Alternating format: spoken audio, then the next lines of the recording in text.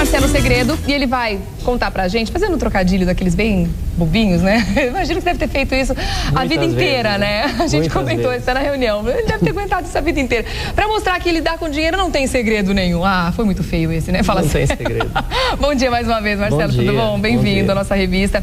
Olha, está chegando pergunta pra você, que tem gente pedindo socorro. Vamos atender logo, então? Vamos lá. Olha, é a Cláudia Ruola. Socorro! Ela colocou em caixa alta bem grande. Pode deixar que a gente atende aqui essa solicitação. Oi, Regiane, tudo bem? Você está linda e parabéns pelo bebê. Obrigada, meu anjo.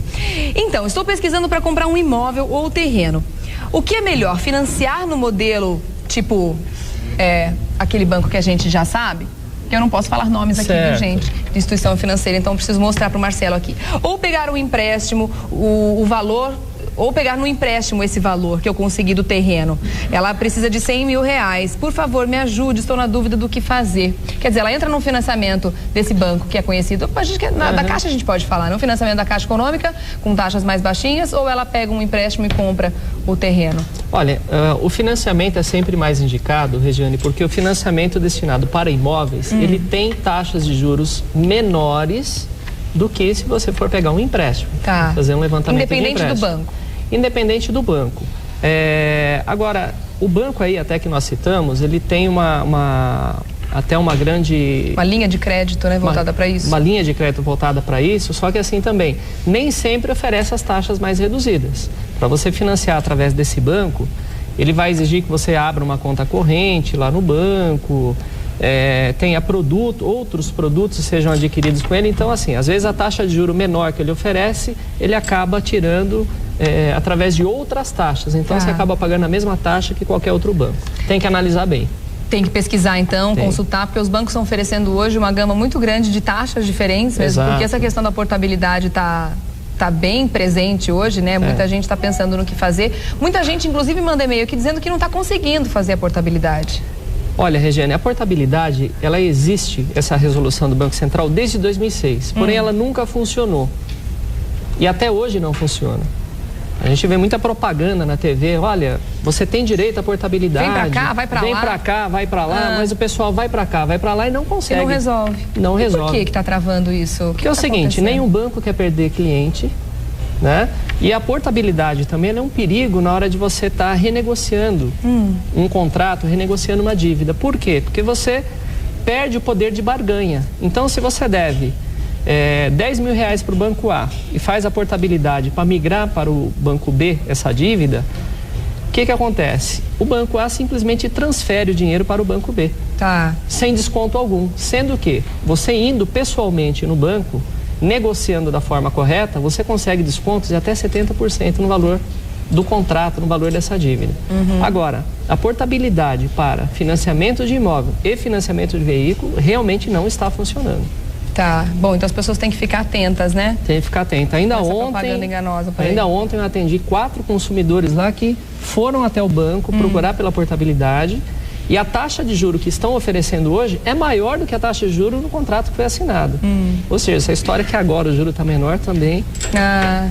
também não está muito verdadeira, né? Parece que foi contada pelo Pinóquio. Vamos fazer valer os nossos direitos de um jeito ou de outro, nem que seja para denunciar essas instituições que estão aí tentando lesar o cliente, né? Perfeito. Bom, vamos então às perguntas das pessoas que estão na rua, né? Que estiveram, encontraram com a nossa reportagem e tem dúvidas com relação a financiamento. Tem a pergunta do Daniel primeiro, vamos lá. Oi, Regiane, meu nome é Daniel e eu gostaria de saber em quantas vezes se pode financiar um imóvel. E aí? Olha, o padrão, Regiane, era 360 meses. Agora foi estendido para 420 meses. Muitos e muitos anos. Muitos e muitos anos, né? Tem até um trocadilho aí que a gente usa, que não se chama mutuário quem financia uma casa, é mortuário, né? Porque você morre pagando. E a dívida fica aí. E a dívida fica aí. Mas o prazo máximo são 420 meses e isso vai depender muito do quanto você tem de fundo de garantia para disponibilizar de entrada desse imóvel. Só que a pessoa tem que tomar um certo cuidado com o prazo tão estendido, porque muitas vezes ela pode acabar comprando 2, 3 apartamentos em vez de um, né? Quanto maior o prazo, mais juros você paga, mais valor está agregado ao final desse imóvel. Aliás, é impressionante, uma conta que todo mundo tem que fazer no momento de um financiamento é ver quantos anos você vai ficar pagando juros Exato. Antes de começar a pagar o imóvel em si. Exatamente. Porque você parcela tanto, né? Você faz aí uma dívida tão longa, tão extensa, que você fica por muitos e muitos meses pagando exclusivamente o juro que você, do dinheiro que você emprestou para conseguir esse imóvel. Exatamente. Cerca de 60% da prestação que você paga mensalmente é só de juros. O que você realmente amortiza na dívida é apenas 30% ao mês. Tá. Bom, pergunta das pessoas que estão mandando aqui através do nosso revistadacidade.tvgazeta.com.br. A Patrícia Honorato pergunta o seguinte: o carro do meu pai está com as parcelas em dia, porém está sendo pago através de depósito judiciário. Acompanho o processo pela internet e também os depósitos através do link do Banco X que eu vou te falar aqui. Estou no caminho correto?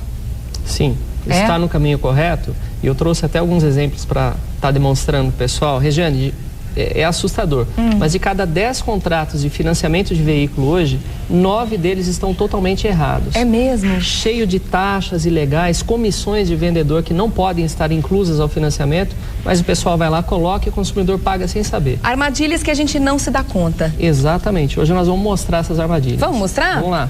Você trouxe até uns exemplos aqui interessantes no nosso famoso flip chart. Desse lado é mais fácil para você, né? Eu vou passar por aqui. E aí, o que você fez de simulação para a gente entender como é que funciona o financiamento, como é que a gente deve ficar atento para essas armadilhas aí? Perfeito. Olha só, você que está em casa nos acompanhando, tem um carro financiado, pega o teu contrato de financiamento e observa o seguinte. Veja se no seu contrato tem alguma descrição como serviços de terceiros ou pagamentos autorizados. Nesse exemplo aqui, Regiane, foi incluso ao financiamento do consumidor R$ 2.473 só de comissão do lojista. Ah, exatamente. Que absurdo. Então, olha só, o valor do carro passado para o consumidor foi R$ 17.476. Esse é o valor que a gente vê na propaganda e a gente fica feliz da vida, falando, nossa, como tá barato. Perfeito, Regiane. Só que, na verdade, financiaram R$ 19.950. Ou seja... Porque embutiram o valor da comissão no financiamento. Exato. Você vai pagar juro em cima da comissão? Juro em cima da comissão. Que é isso? Que absurdo! Todo mundo ganha com isso, Regiane, menos o consumidor. E olha só, se nós tirarmos essa comissão do total financiado, a prestação desse consumidor aqui cai para R$ 658,45. E o banco está cobrando dele R$ 752. Ou seja... R$ 93,57 a menos por parcela. Em 36 meses, uma economia de R$ 3.368, que deve ser o caso dessa consumidora aí. Percebeu que estava errado, foi para a justiça. Quer dizer, uma comissão de 2.473 foi para 3.368, você pagou juros. Se você ficar em atraso com essas parcelas ainda, essa comissão vai ficar ainda maior. Ainda maior. Que absurdo. Por isso que eu comentei no início, Regiane, de que cada 10 contratos, 9 estão errados. E muita gente que está com problema de busca e apreensão de veículo, às vezes perde o veículo, sendo que ela está totalmente coberta, ela tem razão no contrato. Entendi. Ela pode brigar para reduzir. Tem um outro exemplo ainda mais assustador aqui, ó. Qualquer dúvida, procure um advogado, procure o PROCON, procure os órgãos que podem ajudar você antes, né, de ter uma atitude drástica, antes de entregar o carro, enfim.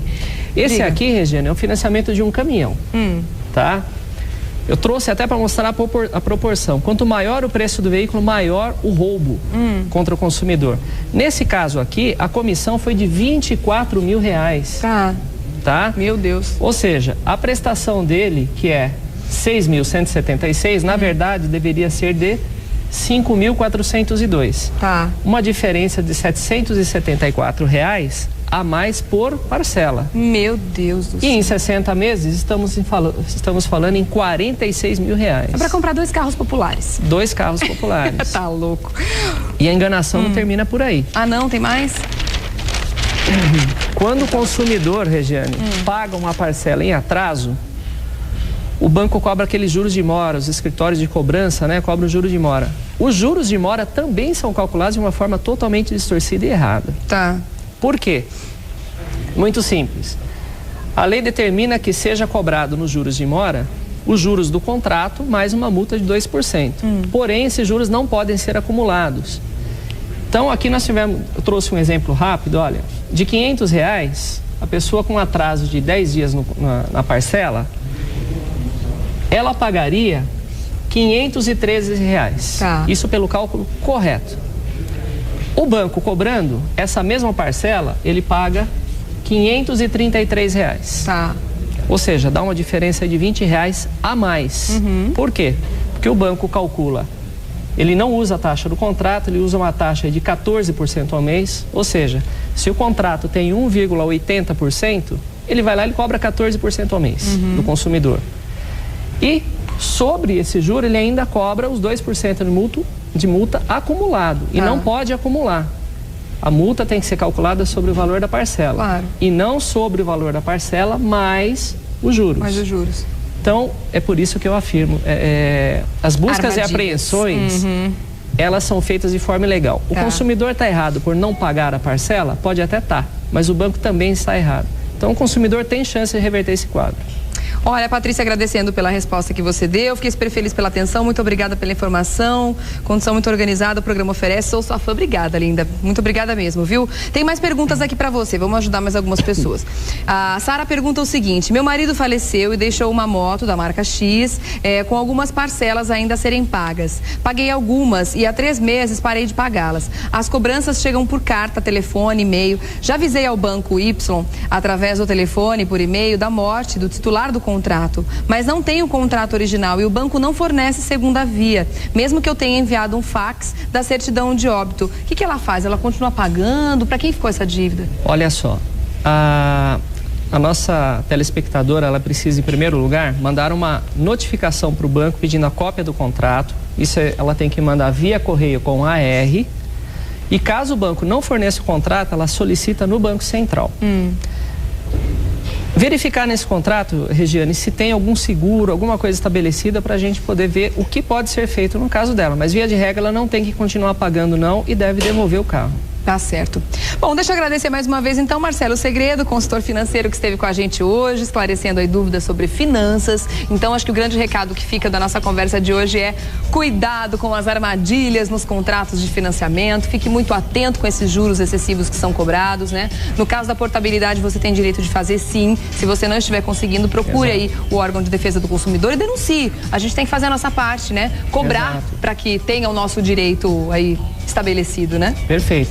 Só para encerrar, Regiane, dia 15 de julho, nós estaremos fazendo uma clínica de educação financeira no metrô Jardim São Paulo, totalmente gratuito. Ah, que legal. Das 10 da manhã até as 17 horas. Nossa, aproveite, é uma grande oportunidade para você entender um pouco mais como trabalhar com o seu dinheiro, como fazer ele sobrar no final do mês. Leva o contrato lá, nós vamos estar analisando, indicando soluções. Muito legal, vou deixar o contato aqui do Marcelo para vocês. www.ongabc.org.br. Muito obrigada mais uma vez, Marcelo Segredo. Até uma próxima, viu?